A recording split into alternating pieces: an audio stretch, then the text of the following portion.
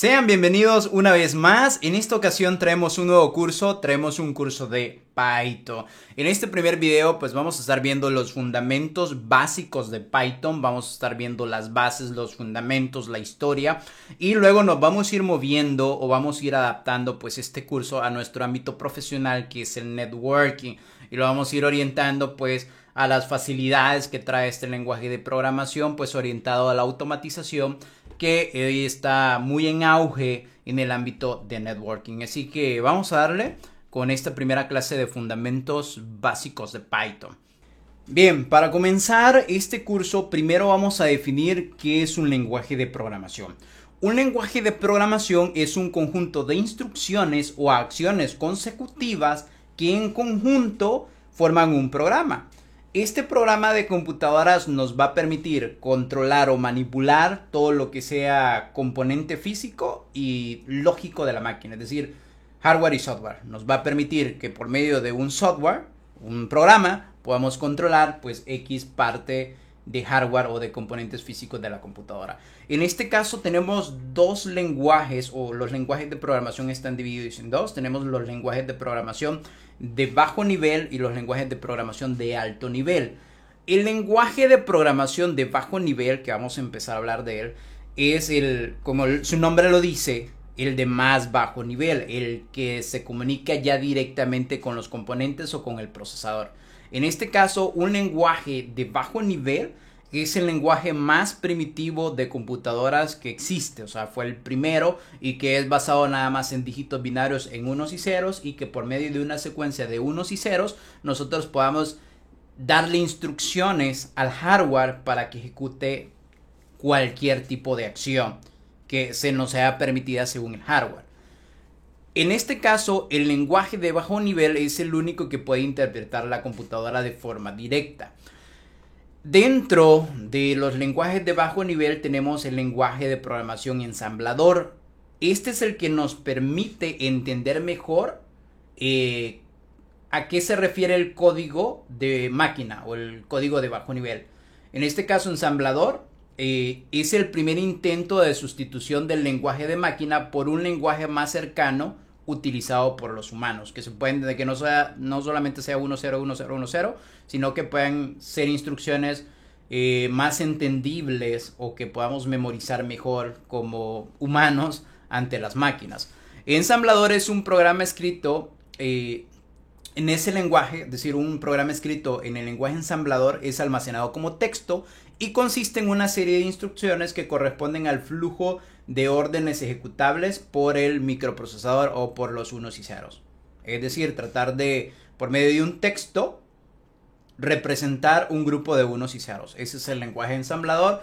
Es de los lenguajes más primitivos y quizás es uno de los más tediosos o más difíciles para muchas personas de aprender. Luego de eso tenemos los lenguajes de programación de alto nivel.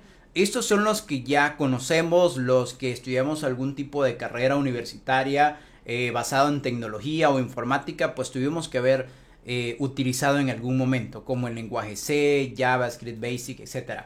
Los lenguajes de alto nivel permiten escribir código mediante el idioma que conocemos para ser ejecutados y se traducen al lenguaje de máquina. Es decir, este lenguaje de alto nivel es un lenguaje que podemos entender mejor y podemos recordar mejor y podemos escribir mejor, pero este lenguaje o el código que yo escriba en un lenguaje de alto nivel, al final del día tiene que ser traducido o compilado al lenguaje de máquina. Es decir, si yo escribo algo en C++, al final tiene que volverse a convertir en lenguaje de máquina para poder ser interpretado por el procesador o microprocesador. Entonces, los lenguajes de alto nivel están divididos en dos categorías así generales. Están los lenguajes de alto nivel traductores o el lenguaje de alto nivel interpretadores, que son los que traducen al lenguaje de máquina a medida que se están ejecutando. Es decir, yo escribo un código, lo comienzo, le doy a ejecutar y a medida que se va ejecutando cada línea, pues se va traduciendo al lenguaje de máquina. Esto lo hace pues bastante lento, no puedo decir bastante lento, pero sí es más lento en comparación a la otra contraparte que es compilador. Porque cada vez que yo ejecute ese programa se va a traducir. Si yo ese programa lo utilizo 3 veces, pues los 3 intentos se va a traducir. Ok, y el intérprete necesita estar en mi ordenador. El intérprete o el traductor o ese lenguaje debe estar instalado en mi máquina. Por otro lado tenemos los lenguajes de alto nivel basados en compilador. Estos permiten traducir todo el programa, es decir, lo compilo de una sola vez. Si se recuerdan de esa frase de compilar, lo que hago es escribir el código, le doy compilar. Compilar es que pues mi lenguaje de alto nivel va a convertir al lenguaje de máquina, lo va a almacenar y después ya puedo ejecutarlo una vez ya esté traducido. Así que cada vez que lo ejecuto voy a traducir ya lo que fue traducido al lenguaje de máquina en lugar de estarlo traduciendo cada vez que lo ejecuto, que es la parte del traductor o interpretador. Dentro de los lenguajes de alto nivel por compilador, como por ejemplo tenemos Basic, C++, Java, etc. En el caso del que estamos hablando o entrando ya dentro del mundo de Python, podemos decir que Python es un lenguaje de programación de alto nivel y es un programa interpretado, es decir, es un interpretador o traductor. Es orientado a objetos y tiene un uso generalizado de la semántica dinámica, que se utiliza para la programación de propósito general. Python es open source. Python es un lenguaje interpretado o interpretador. Fue desarrollado en 1980 por Guido van Russo, que le puso así curiosamente, es algo que está en todos los libros, en todos los foros, que Guido van Russo creó este lenguaje por hobby y que el nombre de Python pues él se lo colocó por una serie de televisión muy famosa que él miraba en aquellos entonces, que a él le gustó mucho el nombre y le dejó como Python, nada más por eso. La sintaxis en Python es simplificada y muy fácil de interpretar. De hecho, veamos aquí, Python es, y vemos ahí a Guido, el dibujo de Guido van Russo diciendo Python es fácil de interpretar, fácil de aprender, fácil de enseñar, fácil de utilizar, de comprender y de obtener. Podemos hacer una descarga ya que existe una comunidad y es pues un lenguaje gratuito o open source, como lo podemos ver aquí, que lo podemos adquirir, lo podemos manipular y seguirle haciendo mejoras, que es lo que han hecho desde que fue creado, seguirle mejorando, mejorando y mejorando. En Python la sintaxis es simple, lo que facilita la lectura y la escritura de código. Ya lo vamos a ver cuando entremos ya a la consola y comencemos a escribir nuestro primer código. Vamos a ver que es sumamente sencillo. Si ya han programado antes, pues se van a dar cuenta que sumamente fácil, se han programado en otros lenguajes. Y si no, de igual manera va a ser fácil aprenderlo si nunca han programado.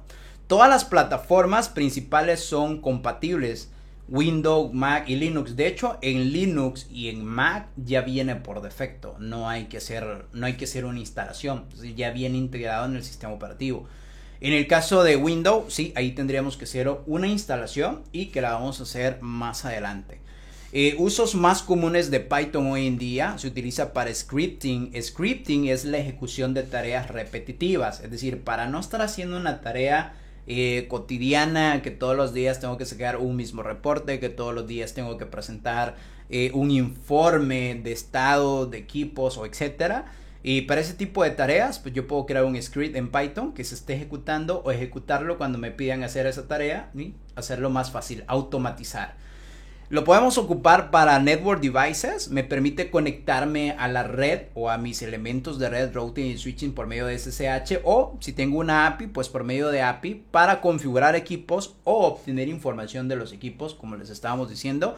También se utiliza para páginas web, para web development, como Django. En Django puedes crear sitios web. Algunos sitios web muy importantes ya están creados en Django, que utiliza Python. Por ejemplo, Instagram, Bitbucket, etcétera, entre muchos más que pueden buscar en Google y los van a encontrar. También se utiliza para Machine Learning y para crear programas que puedan aprender y mejorar pues de forma automática. Recuerden que esto es más orientado al mundo de la automatización es donde más se le está sacando provecho. Donde sí no ha incursionado mucho Python, y lo podemos decir, es en los dispositivos móviles. Ahí como que no ha tenido mucho desarrollo, mucha entrada, pero no dudo que muy pronto lo veremos también en dispositivos móviles. De momento es como ahí donde todavía no ha tenido entrada Python. ¿Por qué? Porque Python también tiene competencia. Python no es el único que está por ahí que puede ser utilizado. Python tiene dos competencias. Tiene a Perl y tiene a Ruby. Perl es un lenguaje de scripting escrito por Larry Walk. Este se parece más a algunos lenguajes antiguos derivados de la programación en C clásico, pero también tiene su parte simple y muy fácil de entender. Por otro lado está Ruby, y Ruby es un lenguaje escrito por Yukiro Matsumoto.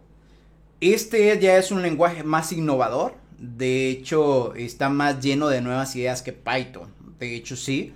Y Python lo podríamos poner aquí quizás en medio de los dos. Quizás Python sí es mejor que Perl, pero que Ruby, pues lo ponemos ahí en duda. Quizás Ruby tiene cosas mejores, a pesar de que Python pues es el más popular, o el que se ha hecho como más popular. Okay. Python tiene dos versiones. Tenemos la versión 2, que es la versión anterior, la versión original del código de Python, que es la versión 2. Su desarrollo se ha estancado intencionalmente, es decir, ya no hay más desarrollo en la versión 2. Se pasó a la versión 3 y pues quedó completamente desatendida la versión 2. Nada más se sigue trabajando para de repente ser un parche para algún bug o para algo que tenga que esté en mal funcionamiento la versión 2, pero ya no hay nuevas librerías, ya no hay nuevos formatos, ya nada. Todo está ya orientado a la versión 3. La versión 3 ya es un lenguaje completamente diferente. Ya tiene nuevas librerías, ya el text string está como Unicode, etc. Ya es un mundo nuevo, y por lo tanto se recomienda aprender en la versión 3. No utilicen la versión 2. Sin embargo, la versión 3 es compatible con la versión 2. Pero la versión 2 no es compatible con la versión 3 en lo absoluto. Así que si vamos a aprender, hay que aprender ya en la versión 3. Y de hecho, vámonos al siguiente episodio, donde vamos a hacer ya la instalación de Python. Así que acompáñenme al siguiente episodio, donde vamos a hacer la instalación de Python versión 3 en nuestro Windows.